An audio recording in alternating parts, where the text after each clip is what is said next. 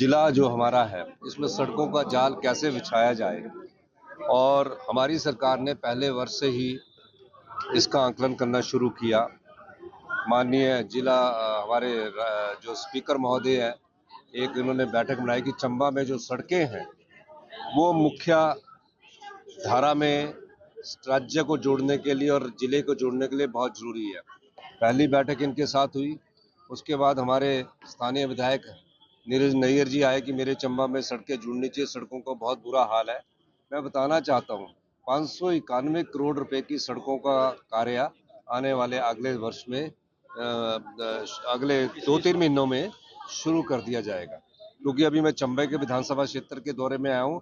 यहाँ 175 करोड़ रुपए की सड़कों का शिलान्यास और उद्घाटन हुआ है, और यहाँ अभी 32 करोड़ की लागत से जो पार्किंग का भी शिलान्यास हुआ है। जहाँ विकास की बात है, पैसे की कोई कमी नहीं है। कैपिटल एक्सपेंडिचर में हमारे पास पैसा खर्च करने के लिए बहुत अधिक मात्रा में है, और मुझे खुशी है कि विधानसभा अध्यक्ष हमारे बार बार चंबा के जिला से संबंधित रोडों का अध्ययन करते रहते हैं, अपनी मीटिंगें बुलाते रहते हैं। और मुझे सबसे बड़ी खुशी इस बात की है कि नीरज नैयर जी अगर शिमला में 3 दिन है तो 3 दिन ही मिलते रहेंगे, कभी सड़क ले आएंगे, कभी पार्किंग ले आएंगे। तो इस प्रकार विकास में पूरा सहयोग हमारे लोकल लेवल पर नीरज जी और जिला लेवल और राज्य स्तर पर दे देते हैं। ये तो पूरा ना बुला लेते हैं विधानसभा, क्योंकि इनके पास ताकत है पिटीशन की, तो उसमें बुला लेते हैं, और इसलिए चंबा के विकास में कोई कमी नहीं रखी जाएगी।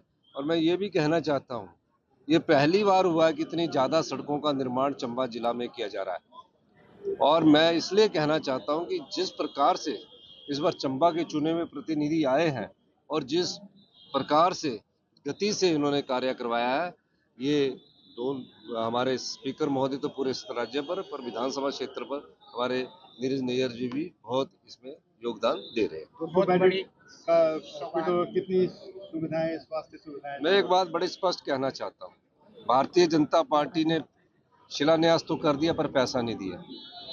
हमें बोलते रहते हैं कि विकास कुछ नहीं हो रहा।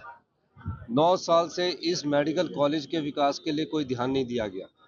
मैं धन्यवाद करना चाहूँगा माननीय अध्यक्ष का, माननीय विधायक जी का। और अध्यक्ष जी ने जब एक मीटिंग बुलाई तो कहा कि पैसे का इंतजाम कीजिए। हमने कहा कि हम करते हैं।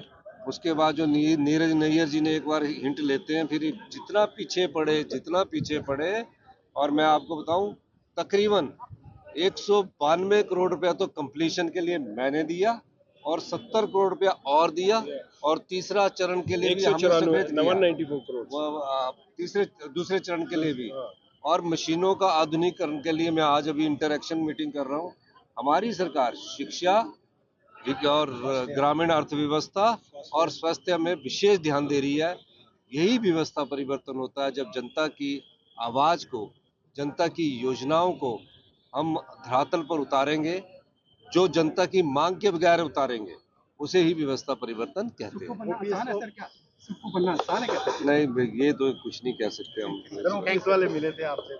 हाँ, ओपीएस वाले मिले थे, जिला परिषद वालों के भी मिले थे। मैं जिला परिषद के कैडर के बारे में कहना चाहता हूँ कि मैं इनकी जल्दी एक बैठक बुलाना चाह रहा हूँ शिमला में। पूरे जिला परिषद के जो तकनीकी सहायक है, कभी पे के लिए रो रहे हैं, वैसे इनकी पे जो है मनरेगा के माध्यम से निकलती है, और जिला परिषद का जो कैडर है वो मनरेगा के द्वारा दिया जाता है। लेकिन भारतीय जनता पार्टी ने तो मनरेगा बंद कर दी है। अब कैसे इन बेचारों ने इतना समय हमारे प्रदेश की लोगों के लिए दिया है। मैं इनके लिए इनसे बात करके कोई इनका परमानेंट समाधान करने की दिशा में आगे बढ़ रहा है। सर, आउटसोर्स वालों को बहुत उम्मीद है आपसे? आउटसोर्स कर्मचारियों को उम्मीद नहीं, आशा भी होनी चाहिए। जल्दी इसमें हम एक निर्णायक फैसला करने वाले हैं कि आउटसोर्स इतने सालों से लगे हैं, उस फैसले की दृष्टिकोण आने वाले समय में आप और तेजी से देखेंगे।